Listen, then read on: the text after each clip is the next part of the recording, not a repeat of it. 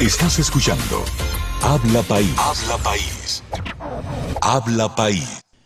Señores, gracias por continuar con nosotros. Esto es Habla País desde la radio 247fm.com para el mundo. En este momento empezamos una interesante conversación con el diputado de la circunscripción número 2 por la Fuerza del Pueblo. Le dicen FUPU, yo le digo Fuerza del Pueblo. Partido Fuerza del Pueblo. Tobías Crespo está con nosotros. Hermano, gracias por estar acá. Gracias por invitarme a este espacio. De nuevo estamos aquí. Muy agradecido, muy afortunado de estar con ustedes. De verdad que desde hace tiempo nos conocemos. Respeto mucho su trabajo, valoro bien la integridad de ustedes y la fortaleza y el respeto que tienen en sus comentarios. Y uno retomar de nuevo con amigos que se conocían de hace tiempo es como volver a nacer. Ay, gracias. Hay que renovar esos lazos. Socorro y Ulises. Sobre todo que compartimos mucho tiempo en la Cámara de Diputados. Sí. Diario, porque uno comparte más con los compañeros de trabajo que a veces que con sus esposas, su familia, realmente así es. Eso es así. Mira, Tobías, yo quiero iniciar con un tema que le preocupa mucho al ciudadano de a pie. Como tú eres el autor de la ley 6317, de la ley de transporte, se está dando una situación que afecta a la gente que no tiene vehículo, que usa el transporte colectivo, el transporte público, sobre todo la ONSA. Se están privatizando los corredores, se están sacando la ONSA de las rutas importantes, donde están los principales centros de trabajo de la gente. Y eso a mí me preocupa, porque una ONSA cuesta 15 pesos. El transporte público de pasajeros, todos los gobiernos en todos los países lo subsidian, porque eso no es para hacer negocio. Exacto, eso es un servicio. Eso es un servicio público y social. Aquí se están privatizando los corredores. Me preocupa esa situación. ¿La ley establece ese tipo de situación? ¿O realmente se están privatizando? Se están privatizando, de hecho. ¿Cuál es el ribete que debemos darle a eso? Mira, una pregunta. Despolitizar. Vamos, exacto, no voy a politizar el tema de no la pregunta, pero yo lo sé. Y no es por política que yo no, lo sé. Pero voy a responderle lo siguiente. El transporte de pasajeros público ha sido en más de un 80% suplido o servido por privados. El alcance que tiene el metro de Santo Domingo en sus dos líneas transporta 260 mil pasajeros diarios el metro de Santo Domingo. La ONSA una proporción más inferior, porque la ONSA también está en Santiago y ahí está en otras provincias, pero cuando tú lo comparas con los cerca de 3.000 vehículos que hay de guaguas, 16.000 vehículos de concho que se han estado transformando, la proporción entre lo privado y lo público está por encima de lo privado. El transporte siempre... ¿De qué porcentaje más o menos? 80-20 más o menos. Si tú le sumas las dos rutas, el teleférico, las ONSA, que es lo público que tenemos, la OPRE y la ONSA, lo demás ha sido privado. Ahora, ¿qué pasa? Esa parte privada siempre había sido, Socorro, por sindicatos, pero es una actividad privada. La figura del sindicato no era la figura para trabajar un servicio que era por paga. El sindicato es una figura que establece la Constitución para defender derechos de los trabajadores. Más que un sindicato, ellos son gremios empresariales, porque son empresarios. Eso es lo primero. Empresario del transporte. Lo que ha hecho la ley es regularizar una situación de hecho que en derecho, aquí hablo como abogado, ¿verdad? Que ya no hemos graduado, aparte de ingeniero, no existía, no había, Socorro, una ley de transporte.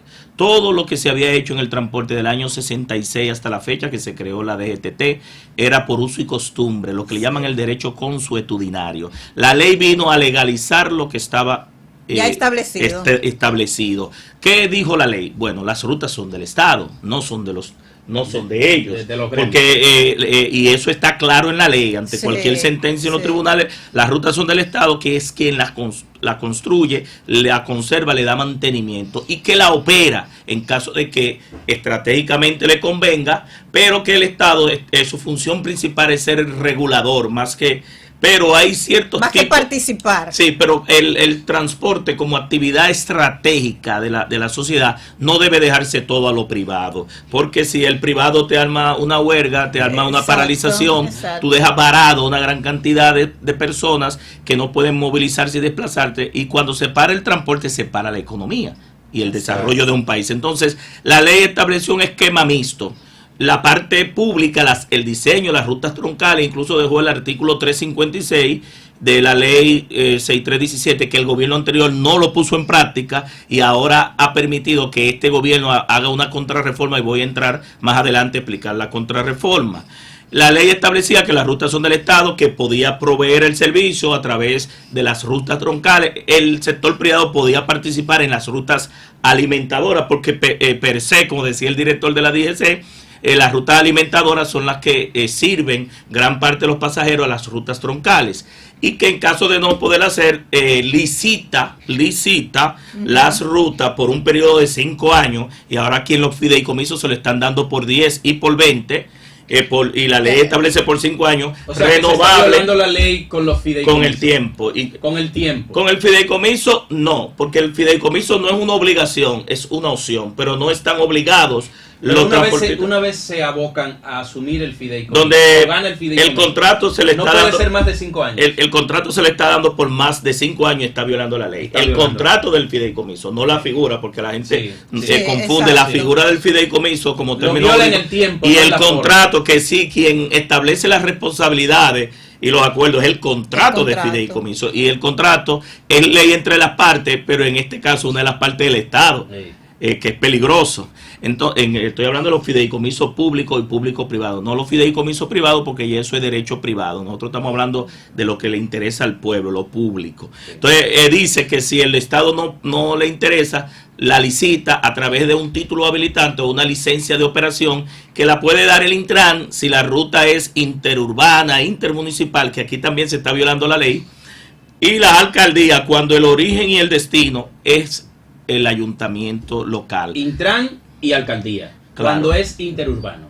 Interurbano, intermunicipal, porque hay rutas que no entran al municipio, porque porque una de las cosas que hizo la ley fue garantizar los contratos existentes que ya tenían los prestadores para no paralizar el servicio, porque al entrar de la ley no podíamos dejar el servicio desde cero. Entonces le dejamos ellos decían derechos adquiridos, y nosotros nunca pusimos esa palabra, porque derecho adquirido tiene temas hereditarios. Si tú pones en una ley derechos adquiridos, los hijos, los nietos y los tataranietos van a ser los dueños de eso. Entonces no pusimos derechos adquiridos, sino que los contratos existentes que tenían los prestadores actuales al momento de la aplicación de la ley, con la OTTTTTTT, que eran los contratos interurbanos. ¿Él lo conoce bien? Y la AME, la AME tenía los contratos con el Gran Santo Domingo, se mantenían por la misma vigencia de los contratos, por 5 años, renovable 3 meses antes, con un contrato que garantizara frecuencia, itinerario, vehículos en buen estado, choferes certificados, garantía y seguridad de que el pasajero iba a llegar seguro del origen al destino y a una tarifa justa.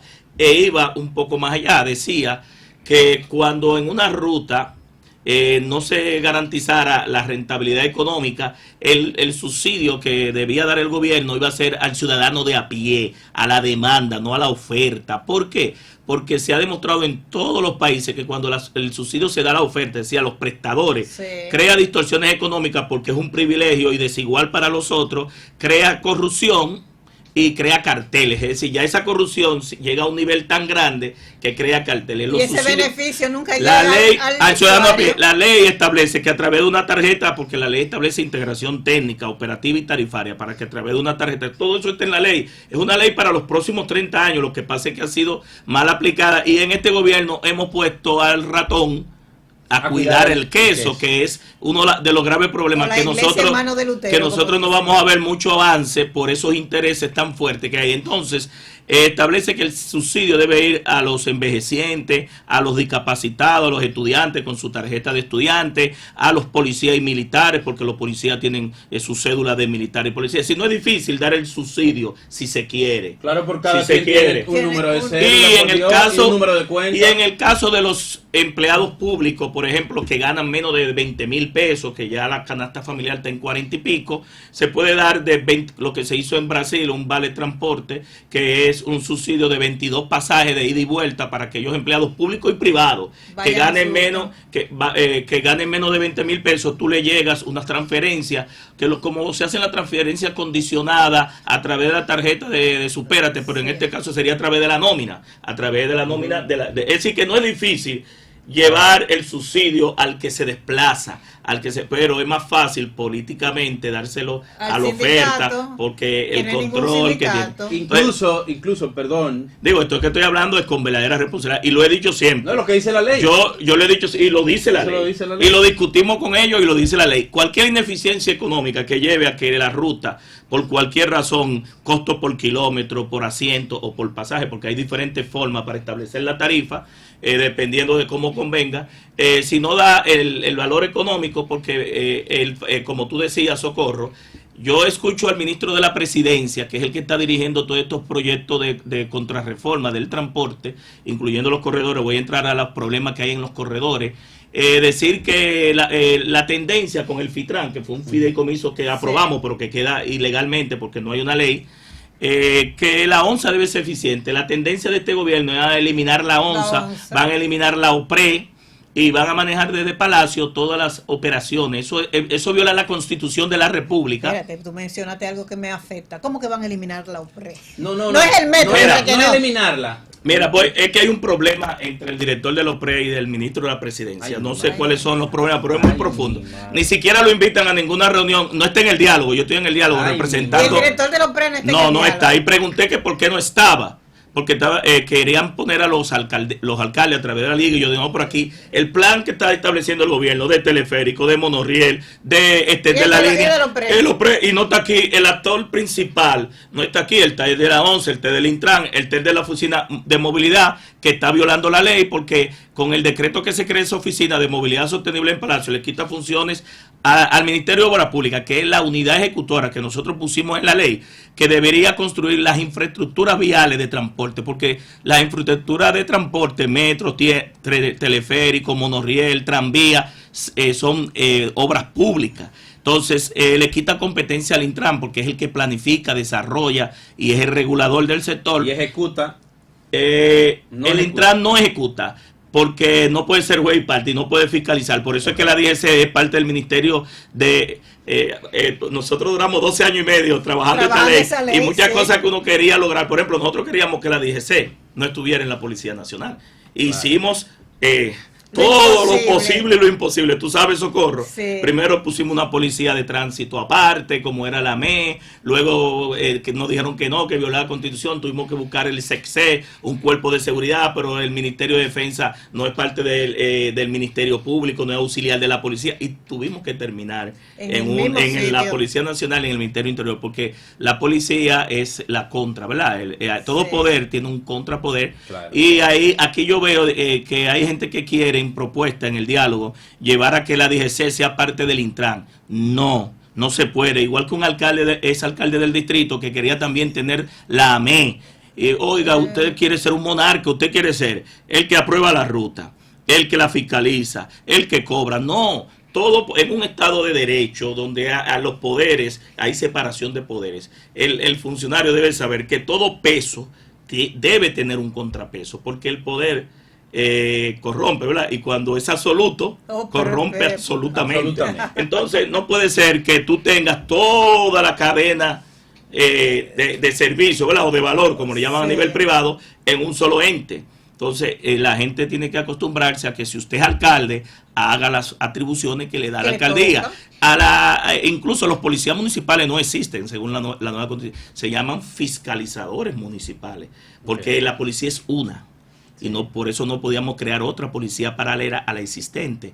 Y ahí tuvimos que crear una Dirección General de Seguridad, igual que el DICAT, que el DICRIN, que la DNCD, pero de la Policía Nacional. Además, que el acta que se llena, quien la hace es parte se llena la parte administrativa de la infracción, pero pasa a la justicia. Entonces el Ministerio Público encabeza la investigación y la policía es auxiliar del Ministerio Público. Si hay muertes por accidente de tránsito, quien inicia la investigación debe ser el Ministerio Público a través de la DGC, con lo que le llaman dentro de la DGC, que lo creamos y todavía creo que hay unos asesores de Colombia se llaman las unidades técnicas de investigación de accidentes de tránsito para determinar la causa, la responsabilidad, los daños a la propiedad pública y privada. Y aquí no hay gente preparada para eso. Tienen que venir colombianos a decirnos cómo se debe hacer ese tipo de cosas. Yo no estoy en contra que vengan de otro país, Ulises, porque yo siempre he creído que hay que aprovechar, hacer benchmarking, las mejores prácticas, no copy-paste. ¿Pero por qué tiempo? No, porque lo primero que debe haber un diagnóstico de la realidad de nuestra situación antes de venir a buscar importado. ¿Ese diagnóstico se hizo? Claro que sí, en la ley lo tuvimos, nosotros hicimos, pero cuando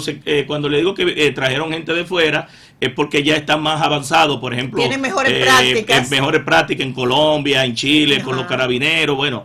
Pero lo importante es que el know-how se transfiera, que ya hay, incluso hay doctorados en accidentología, es decir, en España hay universidades que especializan los accidentes de tránsito con maestrías y doctorados, la investigación técnica, porque es un peritaje científico que se hace.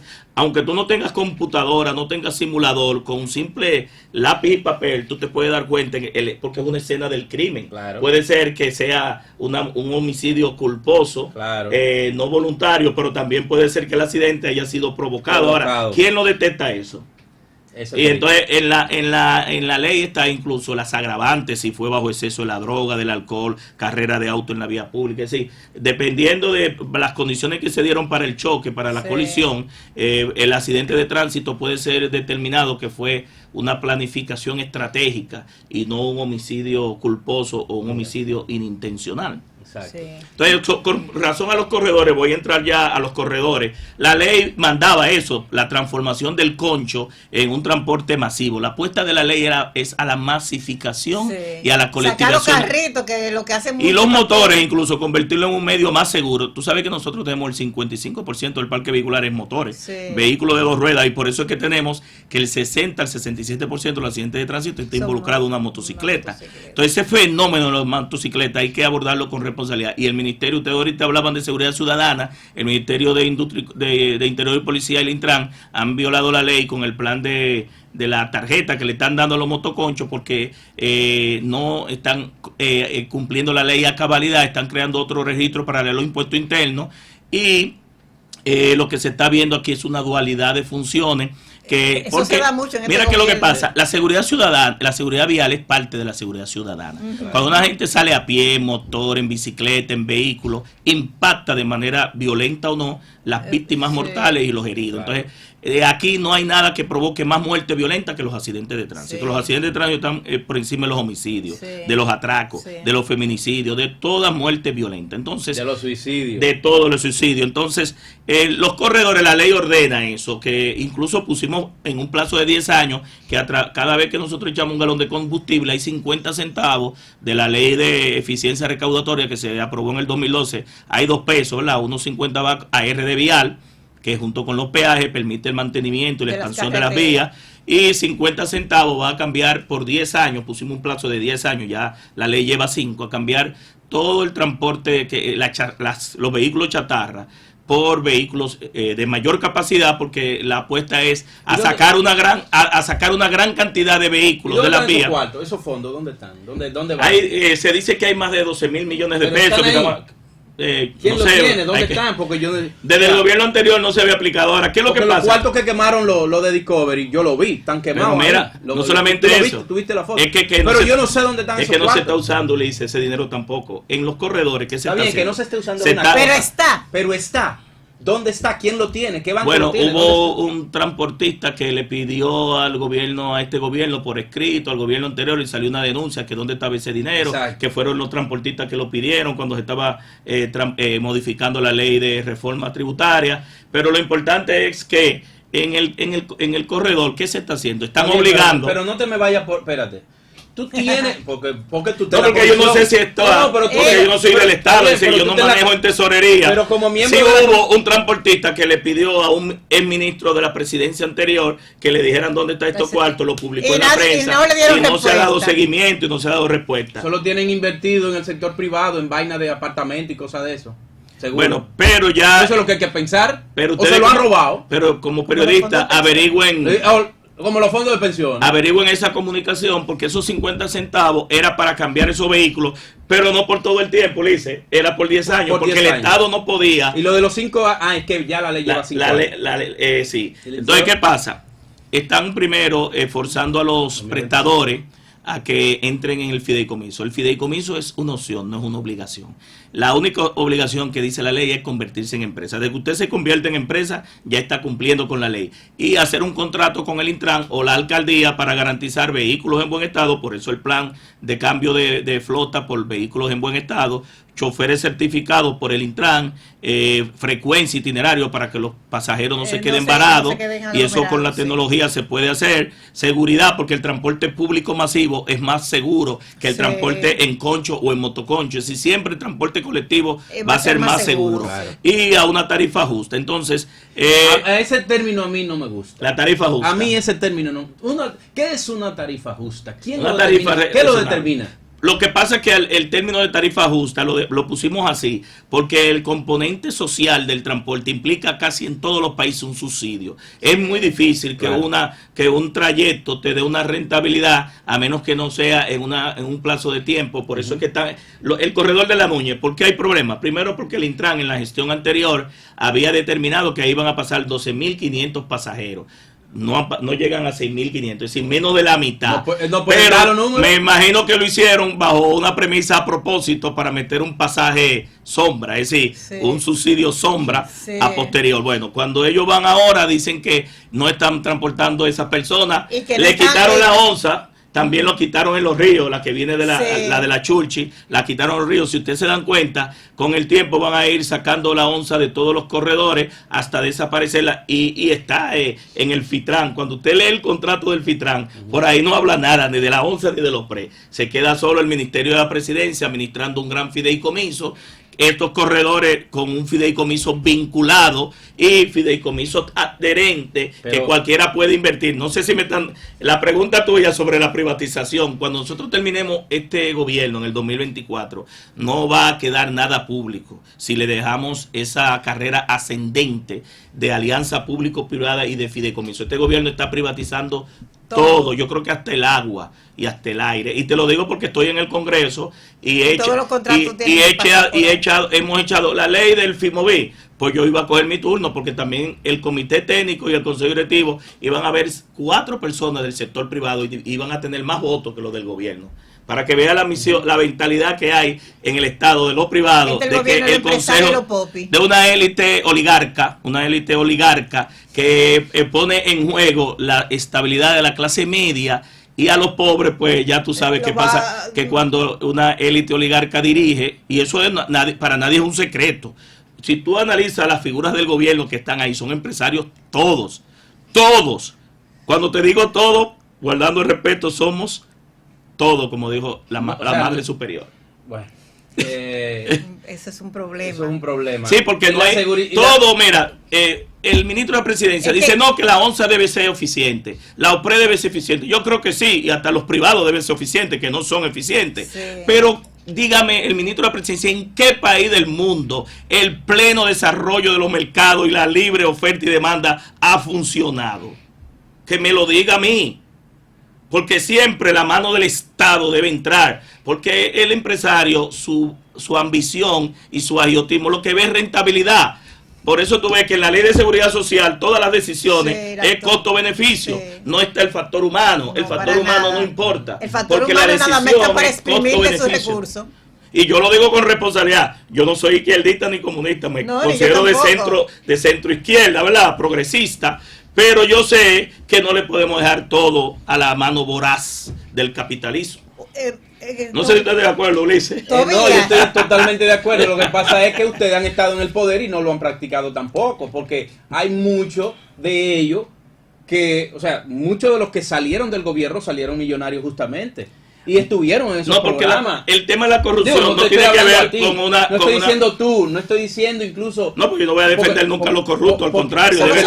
Yo soy de los que digo que todo el que se roba un peso al Estado le está robando a los pobres, claro, a la gente. Un estado de bienestar. A la gente, porque los cuartos del Estado son de todos. Yo no estoy en contra de los privados, los negocios no son malos. Sí, pero los malos son los malos negocios. Pero que el desorden sea con orden. A eso voy. Porque yo vengo del sector privado y tengo mi actividad empresarial toda la vida. Tobías, y no me arrepiento de eso. A eso voy.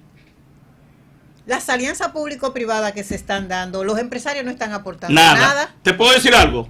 El fideicomiso no es más que un regalo, para no decir otra figura que tiene implicaciones penales. Así que bueno, pero yo quiero hacer una alianza público-privada. Pero mira, con el a Leonel Fernández le criticaron la ley de capitalización. La ley de capitalización la trajo el PRD con Alburquerque y la ley del hidrocarburo, de que si sube, sube, y si baja. Esa ley la encontramos nosotros y tuvimos que aplicarla. No fue el Leonel Fernández, pero le criticaron la capitalización.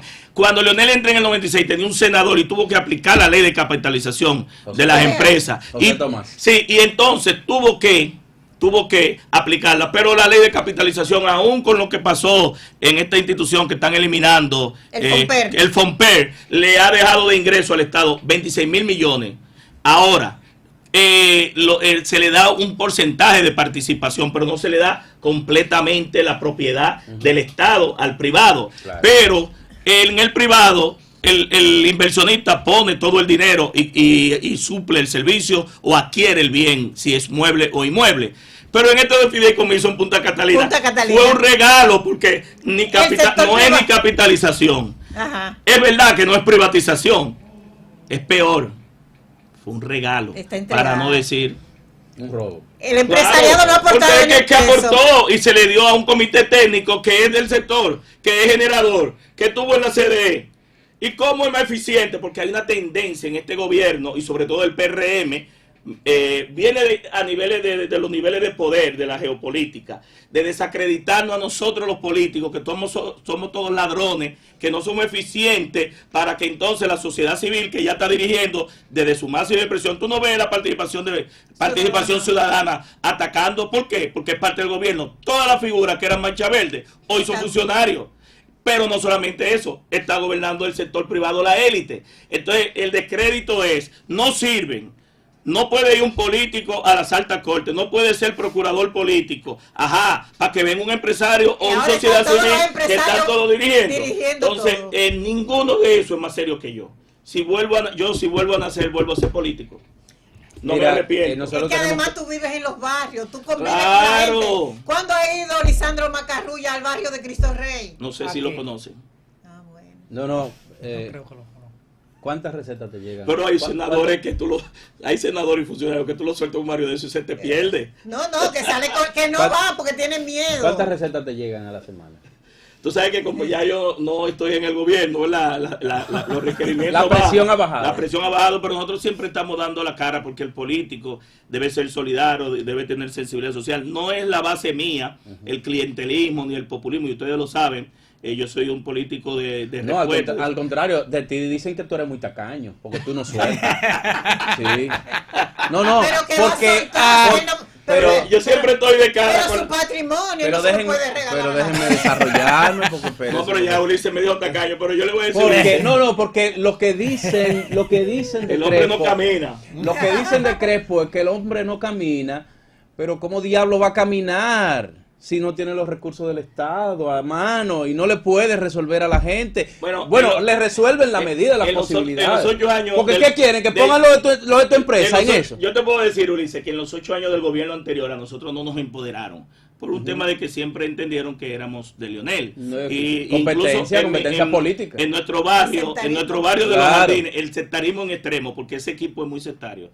En los 8 años ya no se nos dio la mano como nosotros lo hacíamos antes, porque el que va al Estado es para ayudar, es para servir. Claro. Es decir, yo no tengo que estar dándole dinero siempre a la gente. Y las obras están ahí también. Mira, nosotros hemos construido dos parques en los Jardines del Norte, con los recursos que a uno le daban de la Cámara de Diputados, del Fondo Social. Están ahí, vete a ver la tabla por Inter.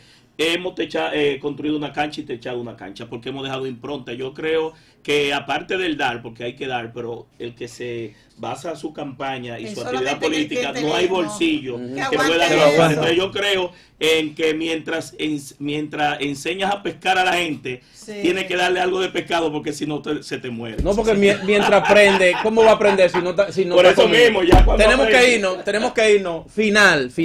Danos un minuto. Hablamos de transporte. Sí, ese es el detalle. Y no hablamos de la fuerza del pueblo. Y de la parte política. Mañana estamos en Los Ríos, en nuestra jornada de afiliación y organización de la fuerza del pueblo, que estamos llevando a más de 1 millón de afiliados. Lo vamos a lograr a este mes de junio. Tenemos un plan de trabajo en la circunscripción 2 y en la capital para, por ejemplo, en el caso de la 2, llegar a 32.000 miembros y las proyecciones de Leonel Fernández, la Fuerza del Pueblo, llegar a 53.000, que vamos a excederlo porque la simpatía de Leonel ya excede el 35%, y la gente está desde 2 años antes, como dicen por ahí, cuando el domingo va a llover, desde el sábado, tú te das cuenta y hasta las estrellas y los astros se alinean. Cuando tú ves un pueblo que no hay nada más inteligente que la inteligencia colectiva, apuntando a la fuerza del pueblo, Leonel Fernández 3 años antes, te dice lo que pudiera pasar en el 2024.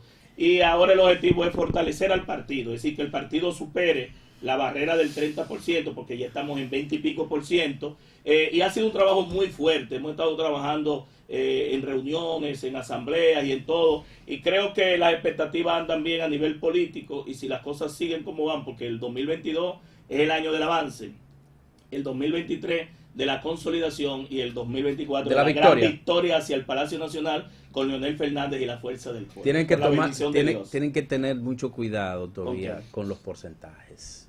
No, porque la encuesta no te dice que van a ganar. La encuesta solamente te da el favor, un posicionamiento e incluso te da unas tendencias. Es decir, las encuestas, lo más importante, más que ver la foto, es ver la secuencia de la película para tú tomar decisiones. Yo nunca me he creído en las encuestas. Yo siempre he terminado muy bien valorado en mis situaciones. Las encuestas además crea una percepción. Este gobierno está nervioso con las encuestas. Socorro. Nadie hace una fila y se levanta temprano a votar por alguien que va a perder. Eso es así. Definitivamente. Recuérdense que las elecciones... Nadie quiere votar su voto. Recuérdense que... Todos quieren estar en el ganador. El dominicano es fanático de la pelótica. ¿Tú sabes lo que es la pelótica? ¿Verdad? De la política y de la pelota. Cuando no está en pelota, está en política. Exacto. Y la mayor parte del tiempo en política. Recuérdense que las elecciones municipales son en febrero de 2024. A febrero. Antes. Sí. O sea, son antes que las presidenciales. Sí, por eso es que el gobierno, a través de la Liga Municipal Dominicana y transfiriendo fondos extrapresupuestarios, está utilizando a mi ex colega y amigo Víctor de Asa, a través de la Liga Municipal, comprando alcaldes de todos los partidos políticos. Pero quiero decirle a Paliza, y a los dirigentes del PRM, que quien da pan a perro ajeno, pierde el pan y pierde el perro. Están en una estrategia tan temprana que se le va a revertir, va a ser un boomerang. Ustedes lo hicieron eso. Por eso tienen conocimiento de eso. Y el presidente de la Fuerza del Pueblo no dijo que eso es habilidades políticas. No, pero es que lo hicieron. O sea, los leonelistas lo hicieron. Lo hizo el PLD. Sí, lo que pasa es que ellos lo están haciendo muy temprano. Claro. Demasiado. Para que los efectos quizás no sean... Es verdad que no saben gobernar. Demasiado. Es verdad que no saben gobernar. Pero claro, improvisación, inepto, incapacidad política. Mira, en obras públicas, aparte de la inversión de capital el año pasado, 6.76, le aprobamos 44.000 millones de pesos para terminar 722 escuelas que estaban iniciadas del gobierno anterior de Danilo Medina. Y los 11.000 millones de pesos que compraron en asfalto había que usarlo. Le aprobamos 17 hospitales, 2 unidades de atención primaria y 4 carreteras. De mayo del año pasado para acá. ¿Cuánto han hecho de para eso? Cambiar, ¿Cuánto han hecho Mira, de eso? No, he visto al presidente inaugurando 2 escuelitas nada más, de 722. Tenemos que irnos. Entonces, ahí el ministro de Educación, junto con el ministro de Obras Públicas y lo que era la OISOE, han sido incapaces. Te lo digo ¿por qué? Porque muchas de esas obras estaban casi a tiro de incluso hasta la última cubicación. Y han sido incapaces gerencial y técnicamente. Pero te estoy diciendo que... Pero han dado mucho Picasso. Han dado mucho Eso Picasso. Es lo que nos están dando, Picasso, Palazzo, promesa, en campaña. Nos están matando a Picasso. Que pongan un blog. Oye, que pongan un blog. En mi barrio, en Los Jardines, anunció el ministro de Obras Públicas 200 millones de pesos. Y no ha puesto un blog. Y lo digo yo, y fue hace un año y pico. 200 millones de pesos, 60 millones en la iglesia, que no sé dónde caben 60 millones en la iglesia, la parroquia de Los Jardines, pero él va a meter 60 millones de pesos. No, es que el copón y el Santísimo lo van a hacer de oro. el techado de los jardines, que nosotros lo hemos exigido y queremos que se cumpla. Si ellos no lo construyen, lo va a construir Leonel Fernández y la Fuerza del Pueblo. Yo pensaba que era todavía en campaña. No, quiero decirle a Socorro, Sí. ¿por qué tanto el tiempo? Que si ellos no le han podido, Socorro, resolver a la gente del PRM, eso crea más problemas. Tú traes a una gente de fuera que no se va a ir porque tú eres bonito. Tú sabes por qué se están yendo. Claro. Entonces, al final, tú no eres bien recibido porque tú vas a quitarle el espacio que tiene el otra gente PRMista ganado, y eso crea una desmotivación. Y por eso nosotros tenemos un gran flujo hacia la Fuerza del Pueblo del PAL. El PAL es el proyecto de Arrepentido con Luis. Proyecto de Arrepentido con Luis. Si volvería... gracias por venir. Tony tenía algo que decirle. Son dos nada más sencillas. Si volvería Tobías Crespo a reelegirse como diputado. Mira, el político es en sus circunstancias. Ahí nosotros tenemos 3 Él va a asegurar la candidatura. Creemos que podemos aportar mucho en la capital, pero Juan Bosch nos enseñó que lo general está por encima de lo particular. Lo que yo deseo es que la Fuerza del Pueblo llegue al poder y Leonel Fernández, porque desde ahí, desde el Estado, es que se hacen las grandes transformaciones. Un diputado en la oposición, como yo estoy, lo que sirve es de queja, llanto y lamento. Podemos ser puente entre los que no tienen y los que deciden, y en eso yo estoy en mi nivel de representación, pero mi aspiración es que Leonel sea presidente. Y después ministro de Obras Públicas. No, obra pública no. ¿Y la segunda? ¿Por qué en este país es más fácil modificar la Constitución que aprobar una ley? No, esa está buena esa pregunta. Lo que pasa es que la Constitución siempre se ha... De las 39 modificaciones que ha habido de 1844 para acá, que va rumbo a una 40, que ver con la reelección, extensión de mandato. Pero ahora no tiene que ver con la reelección y ustedes se oponen a una modificación. ¿Pero por qué? El objetivo si es la parte del Ministerio Público nada más. No, mira. O es que la